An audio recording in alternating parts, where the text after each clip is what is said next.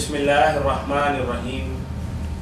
معزز خواتین و حضرات، آپ کے پسندیدہ پروگرام فتاوی آن لائن کے ساتھ میں ہوں آپ کا میزبان میاں طاہر، اور اس پروگرام میں آپ کی طرف سے آنے والی فون کالز کے جوابات دینے کے لیے میرے ساتھ تشریف فرما ہیں ملک کی معروف علمی شخصیت محترم مولانا محمد اسحاق مدجلہ العالی۔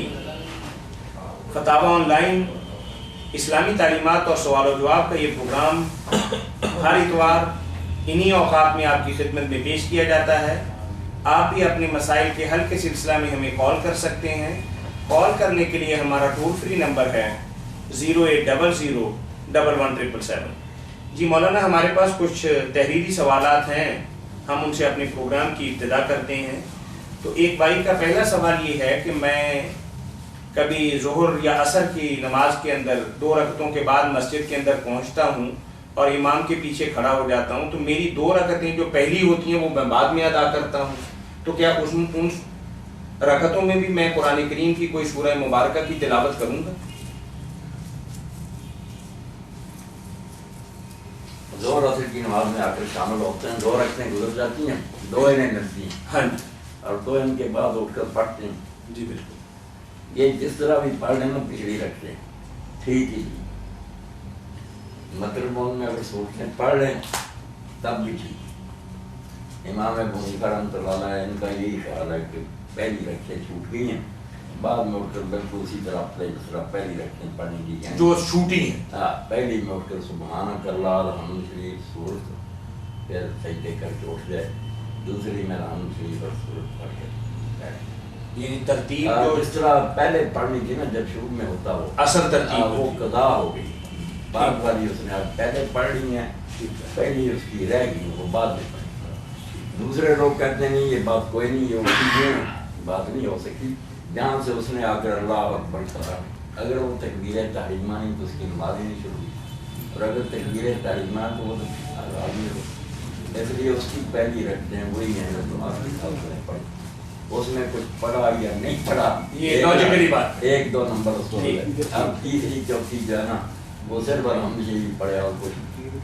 تیسرا گروہ درمیان میں آ گیا کہ بعد میں اٹھ کر جو پڑھے وہ پڑھنے کے لحاظ سے پہلی سمجھے، یعنی سبحان اللہ الحمد شریف جو ہمیں پڑھے نا وہ نہیں سمجھ کے پڑھے میری یہ پہلی ہے، مگر اتحیات کے لحاظ سے آخری اگر اس مسئلے کو میں رکھنے کا کہ کوئی بات نہ یعنی وہ مانو درمیان والی بات ٹھیک تھی جو آپ نے فرمائی ہے کہ جہاں سے اللہ اکبر کا وہ اس کی نمبر 1، آگے 2 3 4 سیدھا چلتا جائے، پریشان ہونے کی۔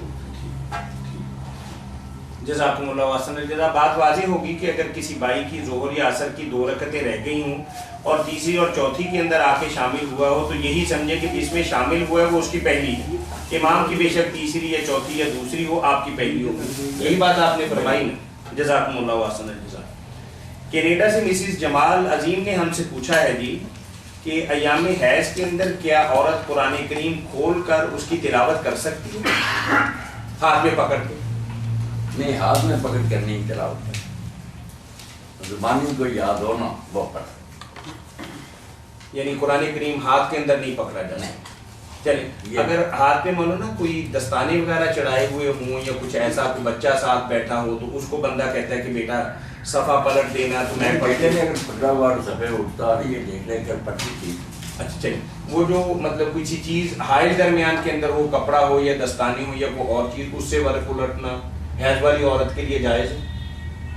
وحیدہ مانا یہ ہے، اتنی مصیبت کرنے کی کیا ضرورت ہے، اور ذکر بہت ہیں وہ کرتی ہے، سبحان اللہ الحمد للہ استغفر اللہ درود وغیرہ وہ پڑھے۔ ان ایام کے اندر عورتیں احادیث کی اور سیرہ مبارکہ کی اسلامی تعلیمات کی کتابیں پڑھ سکتی ہیں؟ وہ سب پڑھ سکتی ہیں۔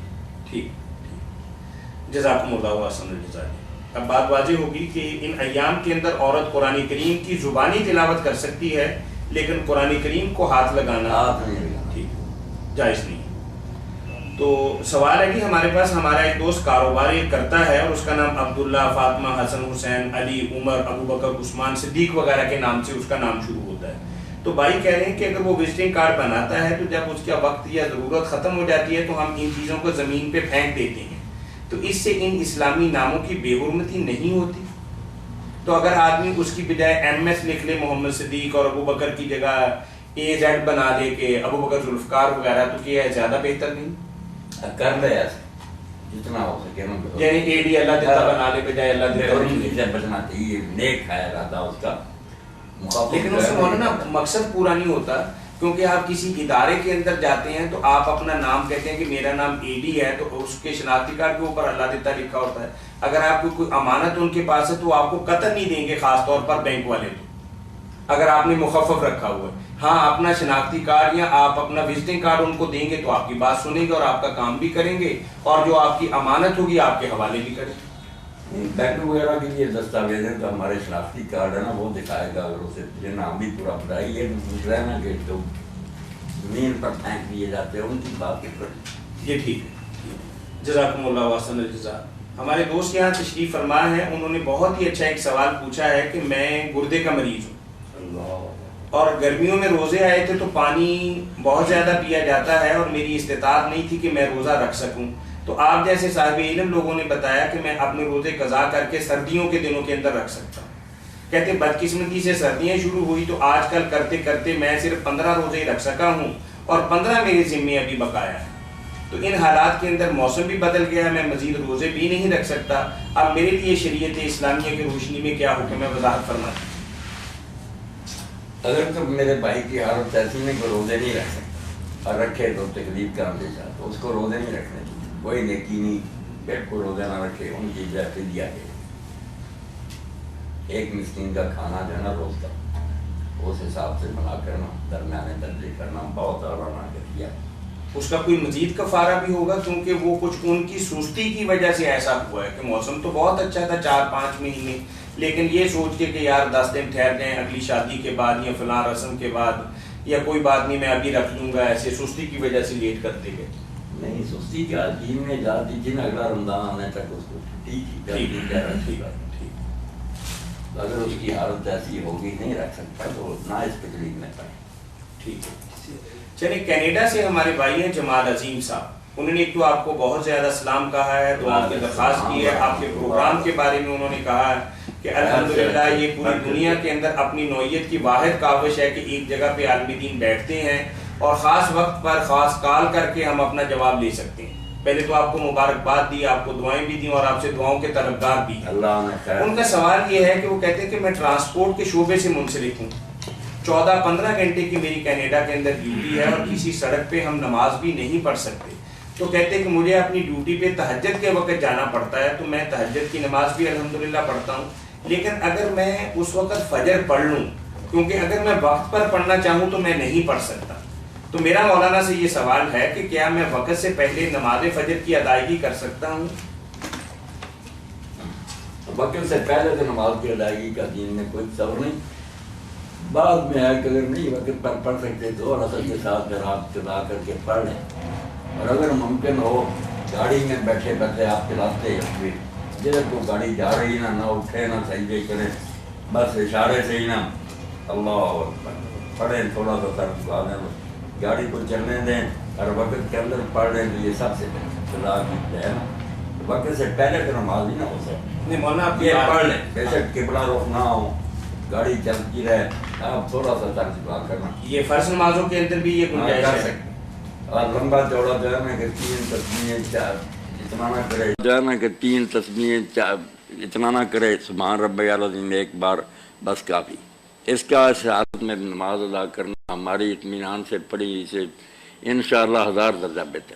عقلی اعتبار سے تو آپ کی بات سمجھ میں آتی ہے، کیا نقلی اعتبار سے بھی آپ کوئی دلیل مرحمت فرمائیں گے؟ بالکل یہی بات نہیں، کوئی اس کی دلیل مطلب دلیل وہی کشتی والی ہے، کشتی سے اتر نہیں سکتے تھے لوگ، تو کہا کشتی میں پھر وہ نماز پڑھ لیں. ٹھیک ہے.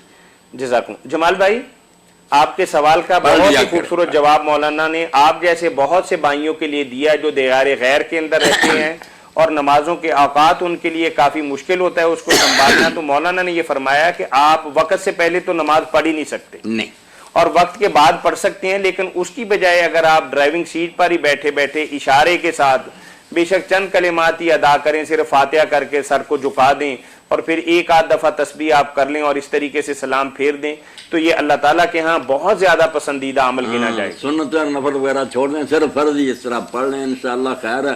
جب سفر ختم ہو پھر اطمینان سے نمازیں پڑھیں، جو نمازیں سفر کے بعد آئیں وہ اطمینان سے پڑھ لیں، یا تو اس کو آپ مؤخر کر سکتے ہیں کہ اگلی نماز جب بھی آپ کو ملے اس کے ساتھ ملا کے پڑھ لیں، تو یا مولانا نے ایک درمیانی شکل بتائی ہے کہ آپ اپنی سیٹ پر بیٹھے ہوئے بھی اشارے کنائے کے ساتھ بھی نماز کی ادائیگی۔ مؤخر کرنا یا قضا کرنا جو ہے نا خطرے کی بات ہے، گناہ یہ ہے، نہ وقت سے پہلے نہ وقت کے، وقت کے اندر اندر میرے بھائی جس طرح آپ تھوڑا بہت سارخام کر سکتے ہیں نا کر لیں، بے شک قبلہ رخنا ہو، سجدہ نہ کر سکیں، اشارہ اشارہ کر لیں۔ ٹھیک ہے جی، ٹھیک ہے مولانا۔ ایک بھائی ہیں ہمارے حافظ نعمان صاحب امریکہ سے، آپ کے ساتھ بھی ان کا بہت اچھا رابطہ ہے، تو انہوں نے چند دن پہلے ایک سوال آپ سے پوچھا تھا کہ کیا حضرت عبداللہ بن عباس رضی اللہ تعالیٰ عنہ نے کسی ایسے ہوا کہ انہوں نے جمعہ نہ پڑھایا ہو اور اذان کے اندر ہی یہ بات کہہ دی ہو کہ الا صلو فی الرحال؟ نہیں، جمعہ تو پڑھایا انہوں نے، مگر اس لیے کہ کیچڑ ہے، لوگ اس طرح اگر ان کو کہیں حی علی الصلاۃ یہ تو پابند ہو جائیں گے آنے کے لیے، تو مشکل میں پھنسیں۔ انہوں نے پھر جمعہ کی اذان میں مؤذن کو کہہ دیا کہ حی علی الصلاۃ یا الفلاح کی بجائے نا الا صلو فی الرحال یہ کہہ دو، تو لوگ حیران ہوئے کہ یہ جو آپ نے کروایا کہ گھروں میں نماز پڑھ لو یہ کیا ہوا؟ انہوں نے کہا جو کائنات کے بہترین تھے رسول کریم صلی اللہ علیہ وسلم انہوں نے کروایا، تو میں اگر حی علی الصلاۃ کہتا تو جمعہ ان پر فرض ہو جاتا، آنا پڑتا، اس مصیبت میں پڑتے، کیچڑ میں کیسے دلدل میں دھنس جاتے ہیں۔ یہ صحیح بخاری سب کتاب میں، یعنی صحیح بخاری میں یہ روایت ہے۔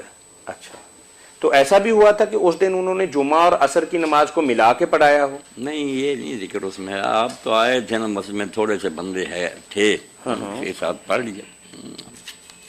ٹھیک ہے، ٹھیک ہے جی۔ مولانا بھائی کا سوال یہ ہے کہ ابھی بیٹھے بیٹھے انہوں نے ہمیں سوال بھجوایا ہے اور آپ سے رہنمائی چاہ رہے ہیں کہ وہ کہتے ہیں کہ کیا سجدہ سہو صرف فرض نماز ہی میں کرنا چاہیے یا نوافل یا سنتوں کے اندر بھی اگر کوئی کمی بیشی ہوگی ہو تو اس میں سجدہ سہو کرنا چاہیے، یا اس کا تعلق صرف فرض نمازوں کے ساتھ ہی ہے؟ خیال تو یہ بھی امت میں موجود ہے، کئی علماء بڑے بڑے یہی کہتے ہیں کہ فرض نماز جو ہے نا اس کو سنوارنا چاہیے، اس میں کوئی خلل ہو جائے تو سجدہ صاحب کرنا چاہیے، نوافل کی کیا بات ہے، جس طرح پڑھے جائیں، مگر زیادہ لوگ یہی کہتے ہیں کہ ان میں سجدہ صاحب کرنا۔ نبی علیہ السلام نے جتنے کیے ہیں ان کا تعلق تو فرضوں سے ہی ہے، اسی کا ذکر آیا، کوئی نفلوں سنتوں کا نہیں ہے۔ ٹھیک ہے، جزاکم اللہ۔ یعنی آپ کیا فرماتے ہیں کہ سنتوں اور نوافل کے ساتھ بھی ہمیں سجدہ صاحب کرنا چاہیے، یا وہی جو موقف ہے کہ صرف اس کا تعلق فرض نماز کے ساتھ ہے آپ بھی اسی کے قائل ہیں؟ کوئی کر رہے تو اس کو ہم گناہ گار بھی نہیں کریں گے، اگر کوئی نہیں کرتا تو اس کو بھی نہیں کہیں گے کہ اس کی نماز نہ اکثر ہے، فرضوں کی فکر کریں گے۔ ٹھیک ہے جی، ٹھیک ہے، جزاکم اللہ احسن الجزا۔ مولانا آپ نے پردے کے حوالے سے ایک سوال کیا تھا، دبئی سے ہمیں سوال آیا، اور ایک تو انہوں نے آپ کو بہت زیادہ سلام کہا اور پھر ساتھ آپ کے پروگرام کے حوالے سے بھی دو تین باتیں کہی ہیں، تو ان کا سوال یہ ہے کہ آپ نے یہ فرمایا کہ محارم سے جو پردہ ہے نا وہ ناف سے لے کر گھٹنے تک ہے۔ بالکل، انہوں نے کہا کہ اگر ہماری عورتیں ہمارے گھروں کے اندر اس طریقے سے وہ رہیں گی تو پھر ہم کہاں جائیں گے؟ نہیں اس کا مطلب یہ نہیں کہ عورتیں اسی طرح رہیں، یہ تو بات جو سمجھتا ہے اس کی درست نہیں سمجھ ہے۔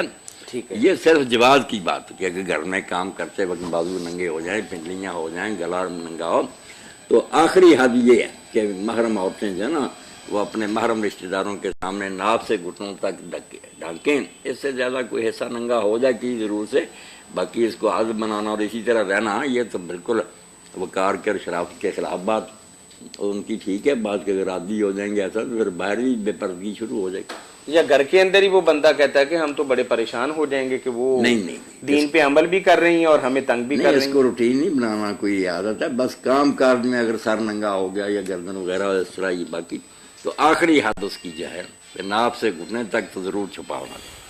ٹھیک ہے جی، ٹھیک ہے، جزاکم اللہ احسن الجزا جی۔ مولانا ہمارے دوست ہیں یہاں، انہوں نے سوال کیا ہے کہ امام جلال الدین سیوطی اپنی کتاب تاریخ الخلفاء میں ایک حدیث لائے ہیں کہ حضور نبی کریم صلی اللہ علیہ وسلم نے فرمایا کہ میری امت میں 12 امام ہوں گے اور وہ کلہم سید اور قریش ہوں گے، مگر شومی قسمت کہ کئی لوگ ائمہ اہل بیت کے نام کے ساتھ امام تو نہیں لگاتے جبکہ دوسرے لوگوں کے ساتھ امام کا لفظ استعمال کرتے ہیں، جیسے امام ابو حنیفہ رحمۃ اللہ علیہ ہیں، امام مالک شافعی، امام ابن تیمیہ، امام مالک، یا کچھ اور لوگ ہیں کہ جو ان کے ساتھ یہ امام کا لفظ استعمال کرتے ہیں، جو حقیقی امام ہیں ان کے ساتھ امام کا لفظ استعمال نہیں کرتے۔ بھائی کا سوال یہ، بھائی کا سوال جو ہے نا کہ آپ نے فرمایا دین غالب رہے گا اور اسلام اس وقت تک چلتا رہے گا جب تک اس امت میں 12 امیر یا خلیفے نہ ہو جائیں۔ امام تو نہیں، وہاں تو لفظ ہے امیر کا اور خلیفے کا۔ تو اب جو شیعہ حضرات کہتے ہیں کہ وہ 12 امام ہیں، یہ جو اہل بیت میں سے بڑے نیک اور صالح لوگ ہیں، ان میں سے امیر صرف حضرت علی ہوئے، ان کو حکومت ملی ہے، حضرت حسن کچھ مہینوں کے لیے ہوئے، اور امام جو ہیں مہدی وہ ہوں گے، باقی امیر نہیں ہو سکے۔ وہ قابل جتنے جی چاہے، مگر وہ علم کے امام ہیں، عمراء اور حکام نہیں بن سکے۔ حدیث میں تعلق جو بات ہے وہ حکام کی، حاکم۔ اب اس کے دو معنی ہے، تو اس بارے میں بہت علماء میں پریشانی کہ وہ 12 کیا ہیں، کس طرح ہوں گے۔ دفتر لکھ کر لوگ تھک گئے، کیونکہ اگر سارے گنتے ہیں تو اب تک سینکڑوں سے زیادہ ہو چکے ہیں، اگر نیک گنتے ہیں تو حضرت حسن کے بعد نیک مل، تو پھر کیا ہے اس کا پریشان۔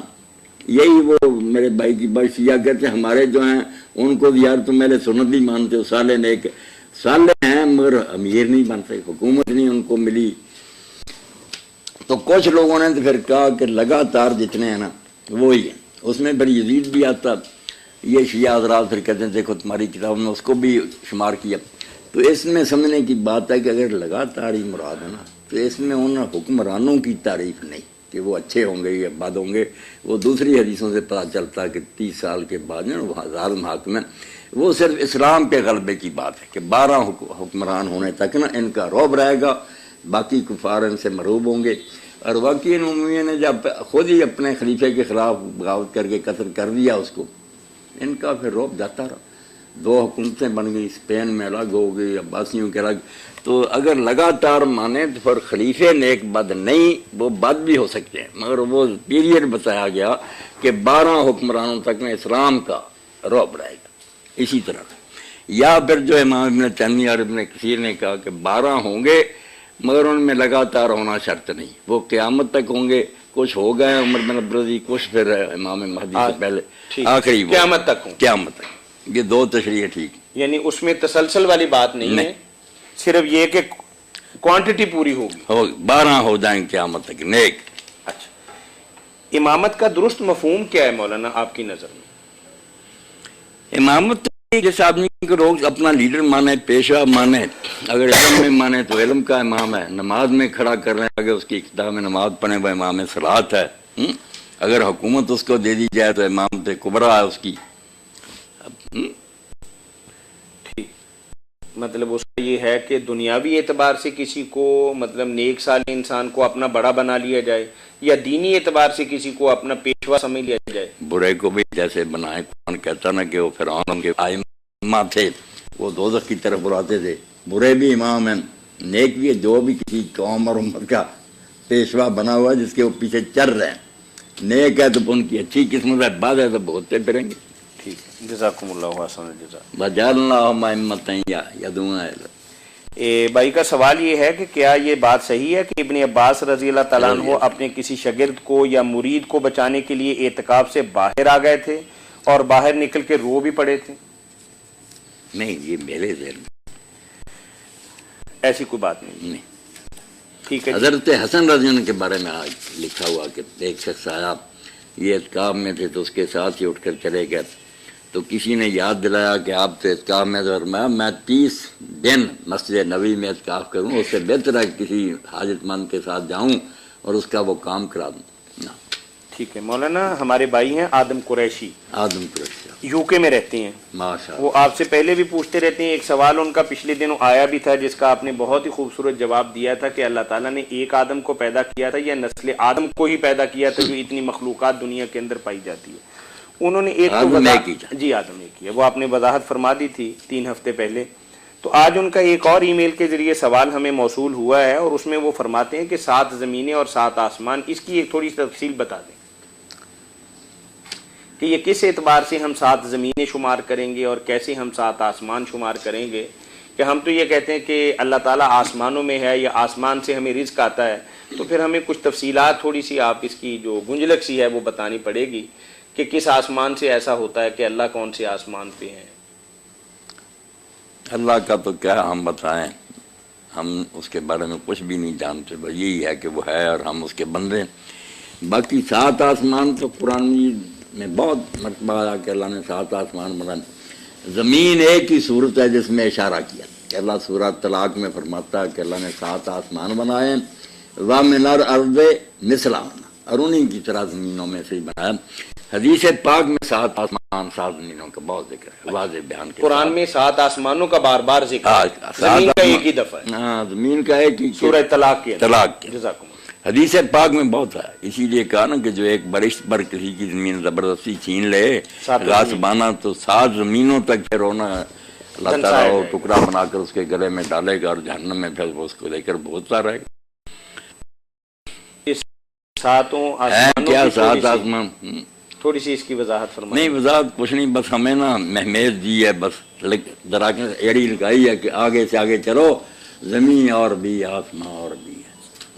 ٹھیک ہے جی۔ ان کا دوسرا سوال یہ ہے مولانا، اسی رنگ و بو میں الجھ کر نہ رہ جاؤ۔ انگریزی میں انہوں نے لکھا ہے کہ where is the location of جوج ماجوج اینڈ دجال، یعنی جوج ماجوج کہاں پائے جاتے ہیں، اور دجال کے بارے میں بھی تھوڑی سی انہوں نے آپ سے رہنمائی اور وضاحت چاہی۔ یاجوج ماجوج کے بارے میں تو ہم اپنے بھائی سے کچھ تعاون کر سکتے ہیں کہ یاجوج ماجوج جیسے لوگوں کے تصور میں نا کہ بارشتی اتنا ان کا قد ہے، کان اتنا لمبا ہے کہ نیچے بچھا لیتے ہیں کہ اوپر لے لیتے ہیں، اور ان کی ایک اور جو ہے نا وہ 1000 بچہ جانتی ہے، اور یہ ہے، یہ سب افسانے ہیں، دین سے ان کا کوئی تعلق نہیں۔ یہ یاجوج اور موجوج نوح علیہ السلام کے بیٹے یافس کے 2 بیٹے ہیں، پوتے ہیں نوح علیہ السلام کے، ان کی جو نسلیں ہیں نا وہ یاجوج ماجوج کی نسلیں، یہ نہ کوئی گالی ہے نہ کوئی برا لفظ ہے، یہ سارا وسط ایشیا جو ہے نا، تاشقند، بخارا، سمرقند، یہ ساری قومیں جتنی ہیں یہ انہی کی اولاد، یہ ایشیا جس کو یوکرائن، یہی ان کا علاقہ۔ ٹھیک ہے۔ انہی سے بچنے کے لیے لوگوں نے چاروں طرف سے نا پھر دیواریں بنائی ہوئی ہیں، کچھ گر گئی ہیں، کچھ اب بھی قائم ہے۔ فسادی تھے، جب بھی زیادہ تعداد میں ہو جاتے تھے پھر یورپ کی طرف چلے جاتے، ہندوستان کی طرف آ جاتے، یہ آریہ وغیرہ بھی انہی کی شاخیں تھیں، مگر دوسرے علاقوں میں جا کر کچھ مہذب بن جاتے تھے۔ یاجوج ماجوج تو یہی قیامت سے پہلے نا ان کا بڑا فتنہ ہوگا، دوبارہ اٹھیں گے، یہ کیا کریں گے پھر؟ تباہی مچائیں گے۔ جیسے اب سوشلزم لوگوں نے بہتا 70-80 سال ہے، اسی طرح کے فتنے پھر کھڑے کریں، علاقہ فتنوں کا، جب بھی انہیں موقع ملتا ہے نا۔ ٹھیک ہے، جزاکم اللہ واحسن الجزا۔ فتاوی آن لائن اسلامی تعلیمات کا پروگرام ہر اتوار عصر تا مغرب آپ کی خدمت میں پیش کیا جاتا ہے۔ اس خوبصورت پروگرام میں جوابات دینے کے لیے حسب معمول تشریف فرما ہوتے ہیں ملک کی معروف علمی شخصیت، وحدت امت کے داعی محترم مولانا محمد اسحاق مدد ذلہ العالی۔ اسلامی تعلیمات اور سوال و جواب کا یہ پروگرام فتاوی آن لائن ہر اتوار عصر تا مغرب آپ کی خدمت میں پیش کیا جاتا ہے۔ آپ بھی اپنے مسائل کے حل کے سلسلہ میں ہمیں کال کر سکتے ہیں۔ کال کرنے کے لیے ہمارا ٹول فری نمبر ہے 08001177777۔ یاد رہے کہ یہ پروگرام ہر اتوار عصر تا مغرب آپ کی خدمت میں پیش کیا جاتا ہے، اور آپ تحریری فتویٰ کے حصول کے سلسلہ میں بھی ہمارے ادارہ سے رابطہ کام کر سکتے ہیں، اور اس کا تحریری جواب بھی آپ کو دیا جاتا ہے۔ مولانا یہ بات آپ نے بتا دی کہ یوج ماجوج جو ہے یہ قرب قیامت کی نشانیوں میں سے ایک ہے، یا اس سے پہلے ان کا جو قصد ہے نا خروج سے لوگوں نے سمجھ لیا نا کہ وہ پنجرے میں باندھے وہاں سے نکلیں۔ خروج کا معنی نکلنا بھی ہے، شورش بھی ہے۔ جب لوگ باغی ہو جاتے ہیں حکومت کے خلاف تو اسے خروج ہی کہتے ہیں نا، کہ نکل آئے بازاروں میں آ گئے اور انہوں نے ہنگامے برپا کر دیے۔ فتنہ خروج یاجوج و ماجوج ہے نا۔ ٹھیک ہے، اس سلسلہ میں میں نے ایک کتاب مجھے یاد آ رہی ہے، آپ بھی شاید اسی کی نشاندہی فرمائیں گے۔ مولانا ابوالکلام آزاد رحمۃ اللہ علیہ نے ایک کتاب لکھی ہے، پیاری کتاب، وہ اصل میں ان کی تفسیر کا حصہ اصحاب الکہف، الگ کتاب نہیں ہے، ماجوج ذل کرنا ہے، ان سب پر ہونا قصہ خضر اور موسیٰ ٹھیک وہ ہے، تفسیر کا یعنی حصہ چلیں، مولانا بھی ایک کتاب ہے آدم قریشی صاحب کو بتاتے چلیں اور دیگر دو احباب نہیں، ہمارا پروگرام سن رہے ہیں کہ پاکستان کے ایک معروف اشاعتی ادارے طارق اکیڈمی نے مولانا ابوالکلام آزاد رحمۃ اللہ علیہ کی کتاب جو یاجوج ماجوج کے متعلق بہت مفصل اور بہت ہی زیادہ خوبصورت اور مستند کتاب ہے، طارق اکیڈمی فیصل آباد نے اسے شائع کیا ہے۔ مولانا اگر آپ اس کتاب کا مطالعہ کریں گے تو آپ کے ذہن کے اندر آنے والے بے شمار اشکالات جو ہیں الحمدللہ وہ حل ہو جائیں گے۔ اور آپ کے حوالوں سے انہوں نے ثابت جی کیا، ٹھیک ہے، بہت اچھا بتایا۔ یہ ہمارے پاس ایک تحریری سوال ہے مولانا، کیا یزید کے کہنے سے امام حسن مجتبیٰ کی بیوی جودہ بن اشعث نے آپ کو زہر دیا تھا؟ جادہ نے انہوں نے پیش لکھ کے ڈالا ہے جی، پتہ نہیں کیا ہے۔ زبر ہے، جادہ بنت اشعث نے آپ کو زہر دیا تھا تاکہ بعد میں تم سے شادی کر لوں گا، لیکن اس کے بعد بتا رہے ہیں کہ وہ مکر گیا۔ کیا واقعی ایسا ہوا تھا؟ اور جب ان کی قے آئی تو ان کے جگر کے ٹکڑے ان کے منہ کے راستے قے کی شکل کے اندر باہر نکلے تھے؟ یہ تو مسلمان بات ہے کہ امام حسن علیہ السلام نا زہر سے ہی شہید ہوئے، یہ تو سب محدثین اور رخین نے لکھا، مگر زہر کس نے دیا، کس کے کہنے پر ایسی سازشیں جو ہیں ان کے بارے میں کوئی پتہ چلتا ہے، کوئی ثبوت چھوڑتا ہے، اندازے ہی ہوتے ہیں۔ تو یہ عون المعبود جو ہے شرح ابو داؤد، اس میں مولانا شمس اللہ قدیم آبادی نے تو یہی لکھا کہ یزید بن معاویہ کے اشارہ پر ہی نا اس جادہ نے امام حسن علیہ السلام کو زہر دیا تھا۔ ٹھیک ہے، کتابوں میں زیادہ لوگ یہی دیا جو لکھتے ہیں، ابن حجر بھی کہ 3 بار دیا، آخری مرتبہ پھر بہت زیادہ تھے جس سے جگر کے ٹکڑے الٹی آ کر پھر ہاتھ میں گر گئے۔ یہ آدم قریشی امام صاحب، حسین علیہ السلام نے بہت پوچھا کہ بھائی کس پر شبہ ہوا، انہوں نے کہا کیا کرو گے، اس کو قتل کرنا چاہتی ہے، اگر وہی ہے جو میرا خیال ہے میں نے اللہ پر معاملہ چھوڑا وہ بہترین کام دینے والا، اور اگر نہیں تو کیوں خام خواہ لوگوں کو قتل کرنا۔ بس ٹھیک ہے، یہ آدم قریشی صاحب کا تیسرا سوال ہے جو یو کے سے ہمیں جو میل کے ذریعے ملا ہے، what is the status of حدیث in which it is said علماء آف دس امہ are equal to prophet of Bani Israel? یعنی وہ حدیث مبارکہ ہے نا کہ یعنی علماء امتی کا انبیاء بنی اسرائیل، ہاں بالکل، الفاظ عربی میں یہ پڑھے جاتے ہیں۔ جی بالکل، اس کا یہ پوچھا ہے کہ وہ حدیث کس پائے کی ہے اور اس کی تھوڑی وضاحت بھی فرما دیں۔ آدم صاحب اللہ تعالیٰ آپ کو خوش رکھے، پایا اس کا کچھ نہیں، ایک تو ہوتا نا چلو کچھ کمزور ہو، نہیں کمزور بھی نہیں، یہ باطل اللہ صلی اللہ بالکل گھڑی ہوئی، اور کوئی اس کے گھڑنے والے کا بھی پتہ نہیں، کوئی سر پیر ہی نہیں۔ یہ جسٹس منیر کی جب عدالت یا جسٹس کیانی کی قادیانیوں کے خلاف چل رہا تھا معاملہ، تو انہوں نے بھی یہ حدیث پیش کی تھی اچھا، کہ انبیاء بنی اسرائیل کی طرح اس امت کے عالم ہے، اس لیے مرزا صاحب یار اگر نبی بن گئے پھر کیا مولوی نبیوں کے برابر ہیں؟ تو پھر علماء نے اس وقت آنکھیں کھولی اور کہا اس کی کوئی سند پیش کرو، جعلی سچی کوئی دکھاؤ، کون بیان کرنے، کچھ نہ نکلا۔ وعلیکم السلام ورحمۃ، بالکل یہ بناوٹی۔ علامہ البانی صاحب نے یہی لکھا کہ قادیانیوں کی دلیلیں ایسی ہیں سلسلہ تو حدیث ضعیفہ، ٹھیک ہے، بالکل یہ بے بنیاد بات۔ چلیں آدم قریشی صاحب، مولانا نے آپ کے سوال کے جواب کے آپ کا جو سوال تھا کہ جس میں امت کے علماء بنی اسرائیل کے انبیاء کی طرح ہیں، تو مولانا نے بڑی وضاحت کے ساتھ بتایا کہ یہ بالکل بے بنیاد، اس کو حدیث ہی نہیں کہا جا سکتا، کچھ نہیں کہنا، یہ حدیث ہے ہی نہیں۔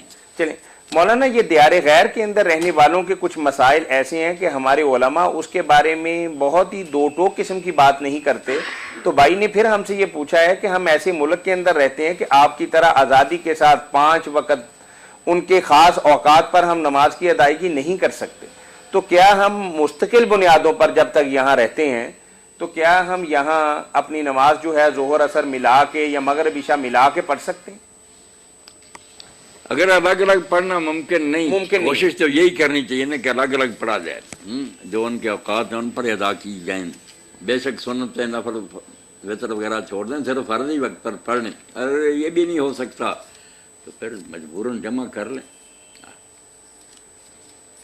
مطلب اگر آپ ان کو جمع کرنے کی آزادی یا اجازت نہیں دیں گے تو وہ نماز چھوڑ دیں گے مولانا؟ نہیں، نماز وقت پر تو پڑھ نہیں سکتے، نماز نہیں چھوڑنی، بستر پڑھ سکتے ہیں، پڑھیں، جمع کر کے پڑھ سکتے ہیں، بستر ہی پڑھیں، اچھا چھوڑیں نا نماز کا ترک کچھ۔ یعنی مولانا نے فرمایا کہ کوشش یہی کرنی چاہیے کہ ہر نماز کو اس کے وقت پر ادا کرنا چاہیے، اگر فرض محال آپ کو اس بات کی اجازت نہیں ملتی یا آپ کا ماحول اس کی اجازت نہیں دیتا تو آپ وقت ضرورت 2 نمازیں ملا کے بھی پڑھ سکتے ہیں۔ نماز کو ایک جمع کرنے کی ایک شکل ایسی ہے جس پر ساری امت متفق ہے. وہ مشکل بھی کر لینا کوئی بات نہیں. پھر حنفی بھی راضی ہیں سارے.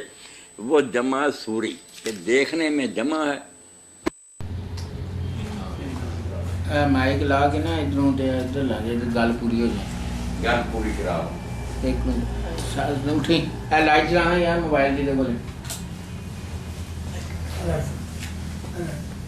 کو کٹو میں کٹنا تو کہتے ہیں سارے دوست جی میں لائٹ تو پروگرام تو بعد تے صوفی رشید صاحب تشریف لے آئے تے انہاں دی نواسی بیمار آ اودے لئی اپا خاص دعا فرماونی اللہ تعالی صحت تندرستی دے. ایک انہاں نے بڑی محبت نال تواڈے لئی چائے پانی دا انتظام کیتا او تسی اللہ اجر دے قبول فرمائے برکت. اسپیکر کر لو گل. ہاں جی کرنے لگے مہربانی کر یار. 6 بج گئے. اور تو کٹ لئی نا. چلو مولانا پوری کر لو. ہاں جی. نمازیں جمع کرنے کی 2 صورتیں ہیں. ایک جمع حقیقی ہے کہ سچ کو جمع کرنا. یہ زور کا وقت ہے اس وقت کی عادت پڑ رہی ہے. یہ عصر کا وقت ہے زور کو لیٹ کر کے اس وقت پڑھا جائے. اس میں تو کچھ جھگڑا ہے یہ جائز ہے نہیں. کچھ کہتے ہیں جائز ہے اگر آسنا مراد. مگر دوسری صورت جو ہے نا جمع سوری صورت سے نکلا. دیکھنے میں وہ ہے کہ کچھی پڑی حالانکہ حقیقت میں وہ اپنے وقت تک پڑی. اس کے لیے بڑی اکڑ چیز میں اب تو خیر گھڑیاں کہ دیکھے زور کا آخری وقت کیا ہے اس وقت 4 رکعتیں پڑھ لیں. ادھر اس کا سلام پھیرے اس کے بعد اسی وقت اثر پڑھ لے. اثر کا وقت بھی شروع ہو گیا زور کا ہے. یہ جو ہے اس میں کسی کا اختلاف نہیں کہ پھر نہیں کوئی گناہ. ٹھیک ہے. زور کو اس کے آخر وقت میں پڑھنا اور اثر کو اس کے اول وقت میں پڑھنا. دونوں نمازوں کو درمیان میں لے آنا. اس پر اگر حنفی حضرات بھی راضی ہیں کہ نہیں یہ کوئی جمع نہیں ہے دیکھنے میں جمع ہے اپنے اپنے وقت پر اس نے نماز پڑھی. یہ میرے بھائی اگر کر لینا تو ذرا اختلاف سے نکل جائے. جی جزاکم اللہ خیر. کہ مغرب کو ذرا لیٹ کریں. عشاء کو ذرا پہلے پڑھیں. 45 منٹ یا 50 منٹ بعد نا سورج غروب ہونے کے دونوں کو اکٹھا کر لیں. جزاکم اللہ واسن الجزا. اس خوبصورت جواب کے ساتھ ہی ہم شکر گزار ہیں وحدت امت کے داعی مفتی مولانا محمد اسحاق مدہ ذلہ العالی کے جو فتاوی آن لائن میں آنے والی فون کالز اور براہ راست پوچھے گئے سوالات کے جوابات مرمت فرما رہے تھے.